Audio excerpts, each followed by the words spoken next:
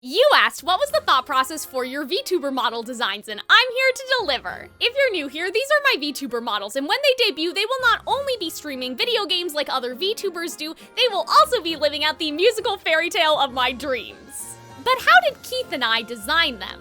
I knew from the very beginning that I wanted Soliana and Odyne to have sun and moon theming. This has story significance, but in a more meta way. Not only is this effective semiotically, like the audience will instantly get what their personalities are because of what we associate with the sun and moon, a little dash of grumpy and sunshine promise, if you will, immediately. But I also wanted branding and eventually merchandise that would appeal to me, and I have always liked characters that fit together like two pieces of a puzzle. Say, for example, Ladybug and Cat Noir, that sort of yin and yang thing. And so I really like the idea of stuff like, oh, it's a keychain with Soliana on the front, but then you flip it and it's Odyne, or like a thermal mug that has Soliana on it, but then when you pour hot water, it changes. Stuff like that. I have always loved that shit, and so I wanted that for my own project. In terms of the particulars of their designs, I had a lot of references for Keith, and being prepared meant I could say, I want these sleeves from this dress, but dress puffs from this dress, and the amulet needs to look like this. And basically, it helped us both get on the same page.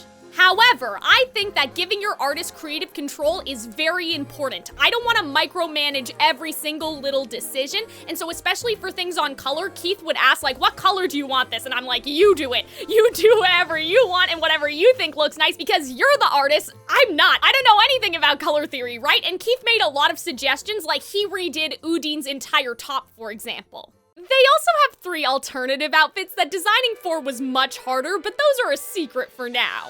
So just talking about these two, here are 2 things to keep top of mind. Remember that 99% of the time, just like a flesh VTuber, you are going to see them chest or at least belly button up. So even though the entire design is important, having enough visual interest chest above is crucial. With Soliana in particular, imagine if she had flat sleeves. Without the crown, would you be able to tell that she is a princess? But this strikes you immediately. With Odyne, instead of putting her in a generic suit of armor, she has these like military tassels and her circlet and her earring, things that spark visual interest. Things that tell you more about her, and her hair is also shaped like a crescent moon. I don't know if you guys can tell, but my characters having curly hair is very important to me. The second thing to keep in mind is how you are going to differentiate yourself from other VTubers. Now, this naturally worked out for me because of the concept I wanted, but I do think that it's beneficial that I don't really see a lot of like classic princess or knight VTubers. In my opinion anyway, their designs aren't overcomplicated, but they're still a combination of memorable elements. So someone could write, I saw this princess sun VTuber with blonde curly hair, but my feed refreshed, who is she? And someone could post something like that on Reddit and people would be able to say, oh, that's Soliana. I think that's the intersection of what you want, a design that feels unique but also plays with familiar ideas and makes you a promise.